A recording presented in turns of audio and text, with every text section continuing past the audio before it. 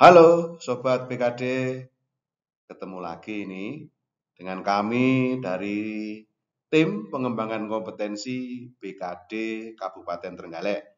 Kali ini kita akan membahas atau belajar bersama sharing terkait kerjasama, yaitu merupakan salah satu dari unsur kompetensi yang masuk di dalam kompetensi manajerial. Ya, menurut Henry Ford. Siapa itu Henry Ford? Pak Henry ini pemilik pabrik Ford. Jadi ini disampaikan bahwa coming together is a beginning. Keeping together is progress. Working together is success. Jadi bersatu atau bersama-sama ini merupakan permulaan. Kemudian keeping together atau menjaga kebersamaan ini merupakan sebuah kemajuan. Sedangkan working together atau kerjasama ini adalah kesuksesan. Inilah kita akan bahas kerjasama untuk menjadi sukses. Kerjasama ini diperlukan untuk apa sih, Sobat BKD? Jadi ini diperlukan untuk meningkatkan efisiensi. Kemudian kerjasama ini juga dipergunakan untuk mendapatkan ide-ide baru, mendapatkan pengalaman belajar. Kemudian dengan kerjasama ini diharapkan dapat memudahkan komunikasi dan dengan kerjasama maka dapat membagi beban kerja yang ada. Ciri-ciri tim yang memiliki komitmen bekerja sama, jadi salah satunya tim ini kemudian berorientasi pada opini, kemudian berorientasi pada persamaan, dan berfokus pada tujuan. Jadi semuanya fokus pada tujuan yang akan dicapai. Nah, sekarang kita akan membahas definisi dari kerjasama, masih tetap bersumber dari Permenpan 38 tahun 2017.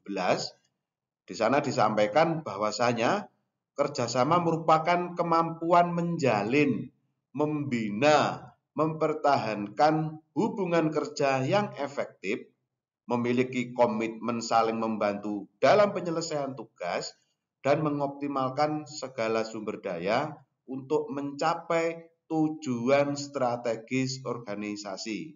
Sekali lagi, untuk mencapai tujuan strategis organisasi. Juga disampaikan perilaku kunci dari kerjasama itu apa?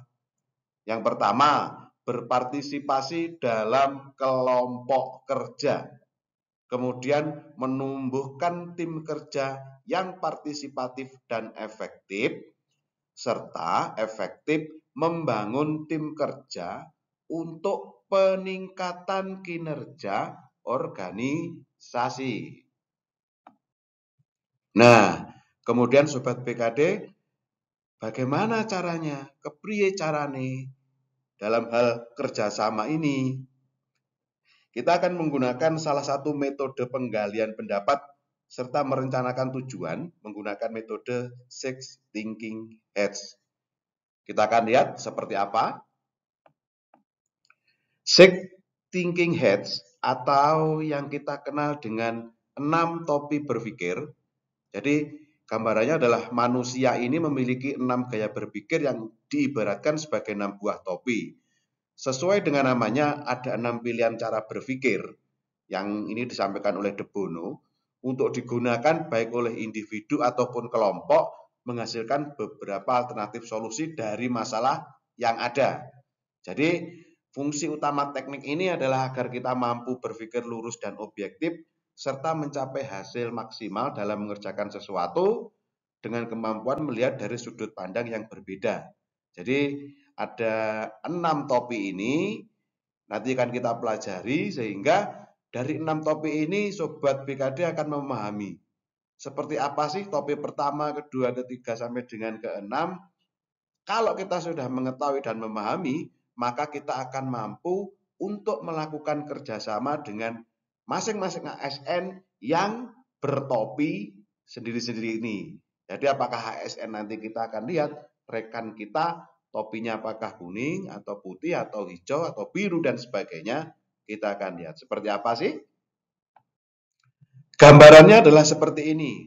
Jadi ini topi putih, ini orang-orang yang kemudian memberikan informasi terkait fakta, data, grafik, dan sebagainya. Nanti topi hijau ini akan memberikan ide-ide kreatif.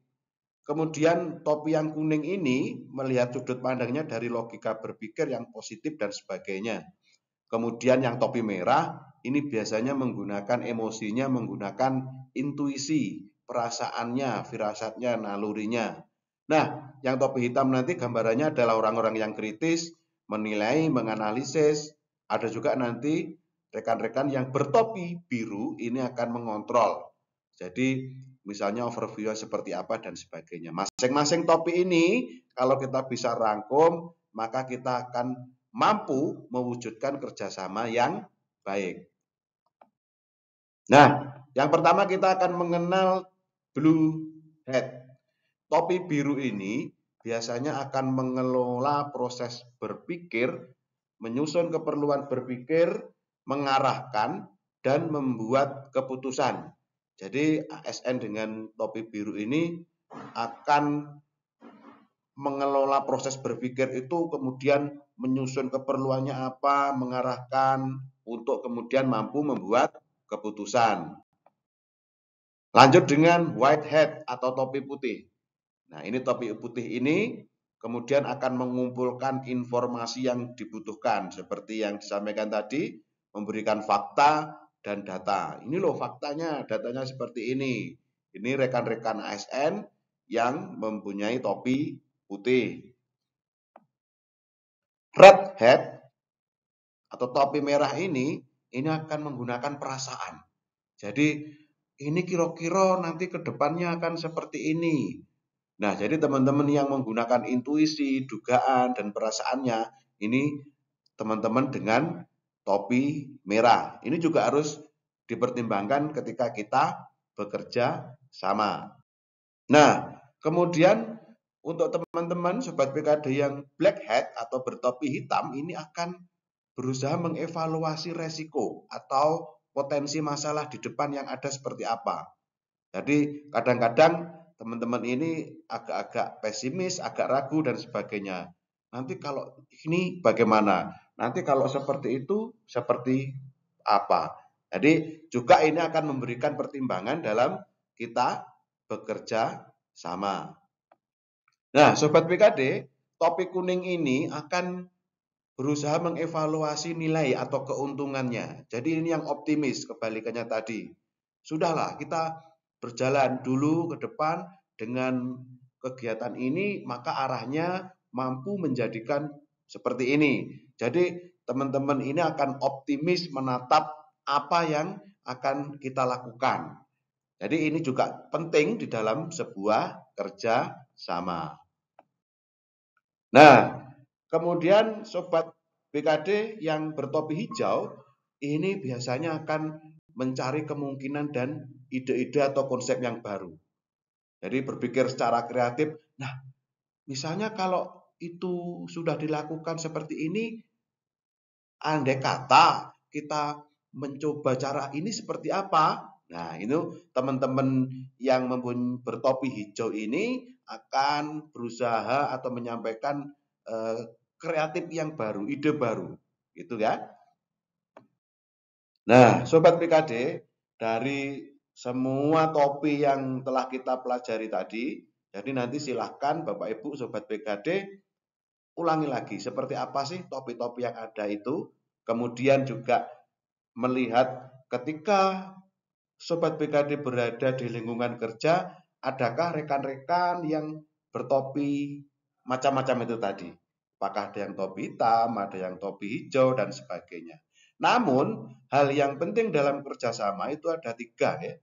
Jadi yang pertama adalah komunikasi, sampaikan kepada rekan yang lainnya.